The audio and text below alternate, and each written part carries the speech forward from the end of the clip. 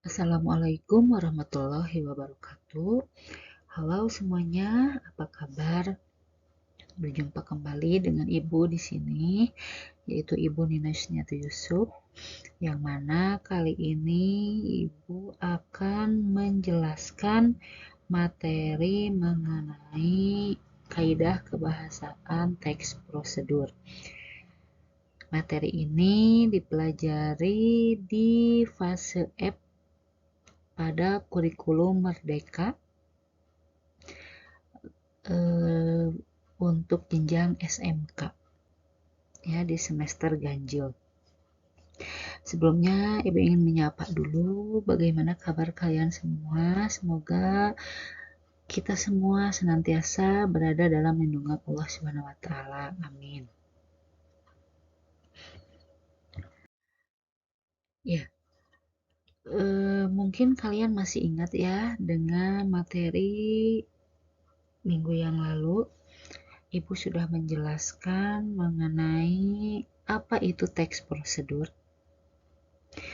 Bahwa teks prosedur itu merupakan teks yang bertujuan untuk menginformasikan langkah-langkah melakukan suatu pekerjaan.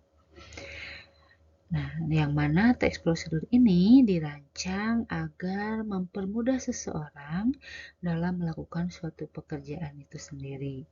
Dalam menyusun teks ini tentunya harus menggunakan bahasa yang jelas dan informatif agar dapat dipahami dengan baik oleh pembaca.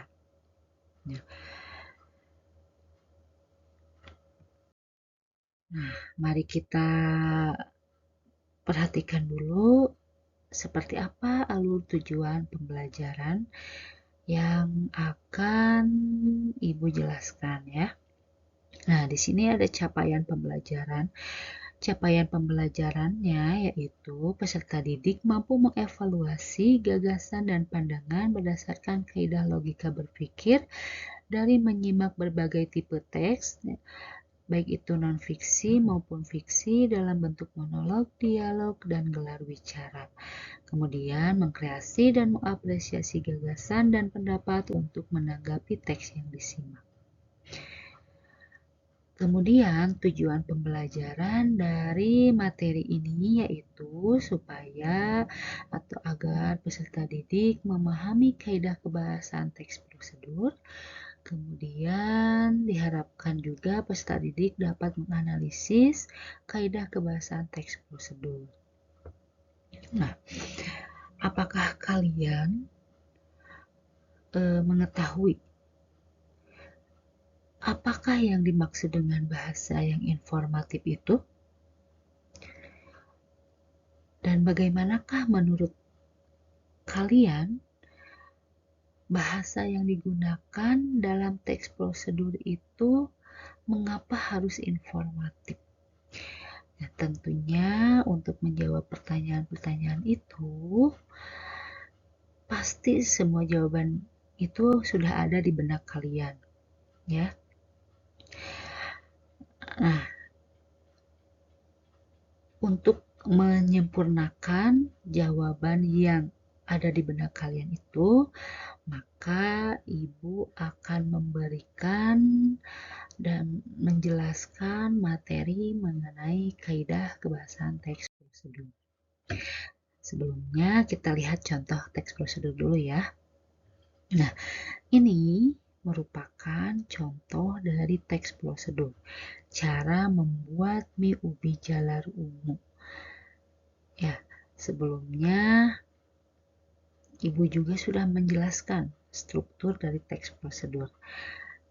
Yang mana strukturnya itu ada tujuan, kemudian ada material,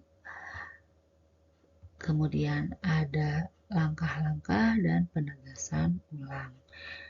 Ya, dari teks ini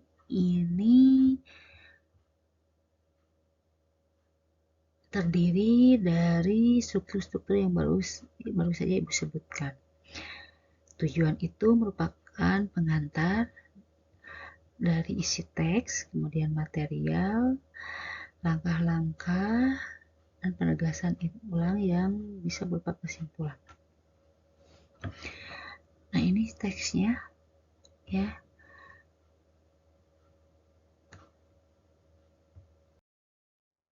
Nah, berdasarkan teks tersebut, marilah kita analisis kaidah kebahasaan dari cara membuat mie ubi jalar. Nah, kaidah kebahasaan yang pertama yaitu ada kalimat imperatif. Kalimat imperatif merupakan kalimat yang menggunakan verba imperatif, yaitu kata kerja yang dibentuk oleh akhiran i, kan, dan lah. Verba itu merupakan kata kerja, ya. Jadi kalimat imperatif ini dalam teks prosedur bisa kalian temukan di dalam struktur langkah-langkah. Kita lihat contoh berikut ya. Ini merupakan kalimat imperatif. Yang pertama, kupas ubi jalar ungu, cuci sampai bersih lalu kukus. Dalam satu kalimat ini terdapat 3 verba imperatif.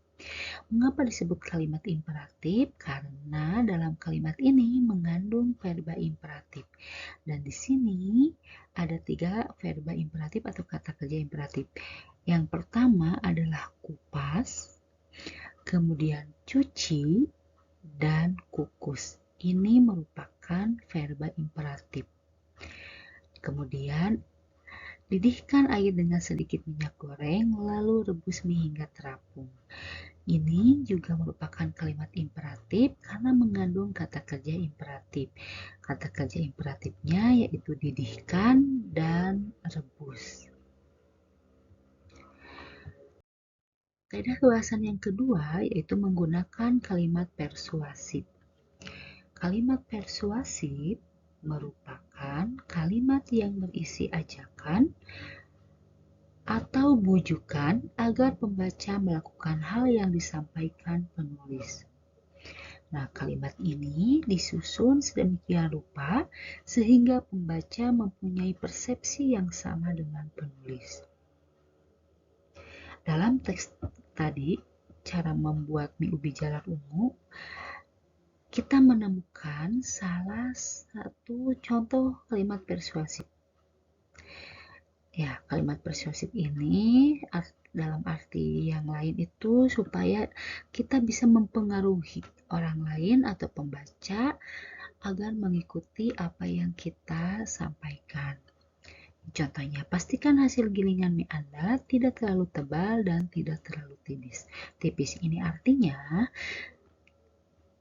si pembaca agar atau menghimbau kepada si pembaca agar melakukan hal ini, ya, atau mempengaruhi atau membujuk ini agar ketika membuat mie ubi jalar ungu tidak terlalu tebal dan tidak terlalu tipis.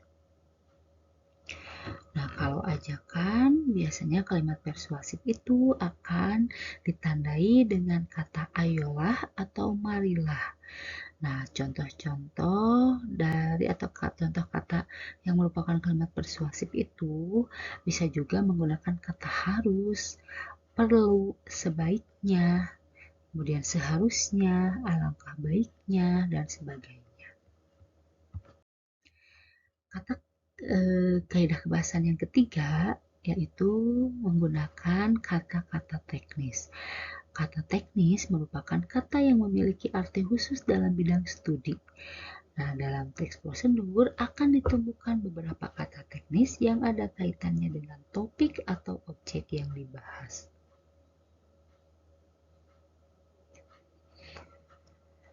Nah, kata teknis dalam teks prosedur biasanya digunakan untuk menjelaskan istilah-istilah atau konsep-konsep tertentu yang spesifik dalam bidang tersebut. Contoh yang ditemukan dalam teks prosedur cara membuat mie ubi jalar ungu yaitu ada kata teknis karbohidrat, nutrisi gizi, antioksidan, dan masih banyak lagi tentunya. Berikutnya ada verba material.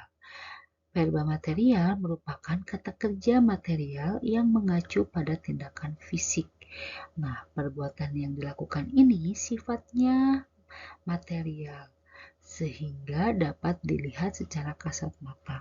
Jadi, verba material ini atau kata kerja material ini segala sesuatu yang dikerjakan menggunakan fisik, bisa berupa menggunakan tangan, kaki, mata, kemudian telinga, mulut, dan sebagainya. Ini contoh kata kerja material yang ditemukan dalam teks cara membuat ubi jalar ungu, yaitu mengolah, mencuci, mengupas, atau menendang, contoh yang lain, kemudian melihat, kemudian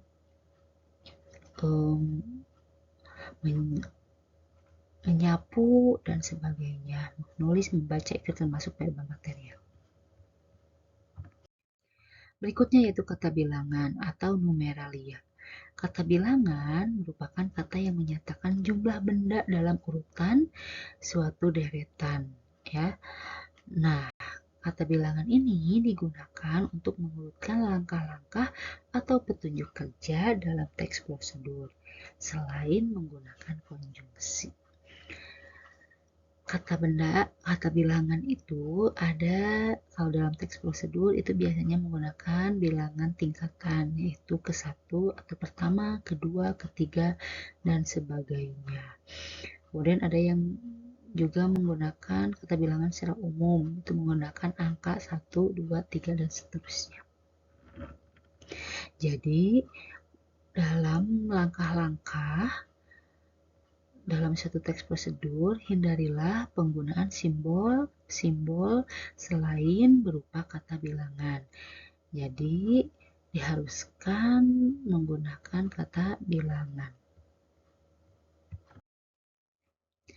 Kemudian, kaidah kebahasaan berikutnya atau yang terakhir yaitu menggunakan konjungsi temporal. Konjungsi itu merupakan kata penghubung, ya, sedangkan temporal itu urutan waktu atau waktu. Jadi, konjungsi temporal itu merupakan kata penghubung yang menyatakan urutan waktu. Nah, konjungsi ini digunakan untuk menghubungkan langkah satu dengan langkah berikutnya. Sebuah teks prosedur dikatakan atau menggunakan konjungsi temporal itu fungsinya untuk memastikan kesesuaian langkah sebelum dan selanjutnya. Nah, untuk melihat atau untuk menemukan konjungsi temporal ini bisa kalian temukan di langkah-langkah. Nah, contoh konjungsi temporal ini yang digunakan di dalam teks prosedur cara membuat ubi jalar ungu, ada sebelumnya, sesudahnya, kemudian selanjutnya, lalu, dan sebagainya. Nah, demikianlah kaidah kebahasaan dari teks prosedur. Semoga dari kaidah kebahasaan ini yang sudah Ibu jelaskan dapat kalian pahami tentunya.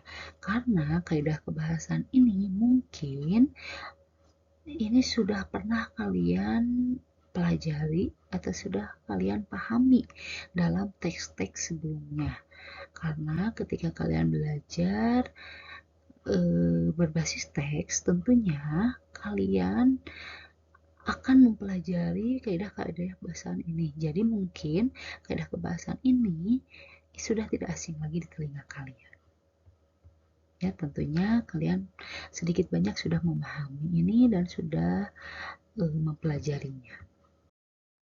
Nah, supaya kalian dapat lebih memahami seperti apa itu kaidah kebahasaan dari teks prosedur, di sini Ibu akan memberikan sebuah soal, ya, untuk melatih kemampuan kalian. Di sini kalian diharuskan menganalisis kaidah kebahasaan yang terdapat dalam teks 7 langkah merawat mobil saat musim hujan. Nah, silakan analisis berdasarkan kaidah kebahasaan yang sudah Ibu jelaskan tadi, dari mulai penggunaan kalimat imperatif, penggunaan kalimat pernyataan persuasif, kemudian kata teknis, verba material, dan konjungsi temporal. Ya, silakan dianalisis secermat mungkin agar kalian dapat memahami seperti apa itu kaidah kebahasaan teks prosedur. Nah, mungkin ini yang dapat Ibu sampaikan dari materi kaidah kebahasaan teks prosedur. Mudah-mudahan apa yang sudah Ibu sampaikan dapat bermanfaat, dan jika ada penjelasan Ibu yang mungkin belum atau ada yang keliru, mohon silakan untuk diperbaiki di kolom komentar ya, supaya kita bisa memperbaiki kesalahan dan tentunya dapat belajar dari kesalahan itu sendiri.